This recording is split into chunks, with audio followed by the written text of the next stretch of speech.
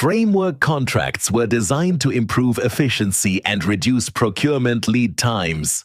However, in many organizations, they have quietly become one of the highest procurement risk areas, largely because they are poorly audited. Most procurement failures do not occur during tendering, they occur after award. A framework contract is not a shortcut. It is a prearranged agreement meant for repetitive, predictable procurement needs, with call-off orders issued as demand arises. It does not replace procurement planning. It does not replace market testing.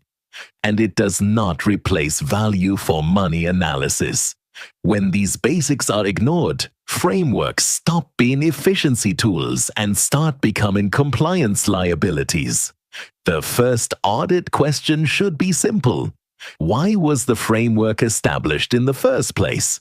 Red flags include no documented needs assessment. Frameworks created for convenience rather than operational necessity. And the use of frameworks to avoid competitive procurement. If the original justification is weak, every call-off that follows is already compromised. Framework contracts are approved with defined scopes. Auditors must ask whether call-off orders strictly remain within that approved scope, or whether the scope has quietly expanded over time. Common abuses include adding new items that were never competitively priced, increasing volumes beyond original assumptions, and treating the framework as an open-ended supplier contract. Scope creep is one of the most common and least challenged framework risks. One of the most dangerous assumptions is that framework prices remain competitive forever. Auditors should verify whether market benchmarking was conducted during the framework period, whether prices were reviewed against inflation and market movements, and whether better-priced alternatives exist but are being ignored. Framework convenience must never override value for money. Locked-in inefficiency is still inefficiency. Call-off orders must not operate as blank checks.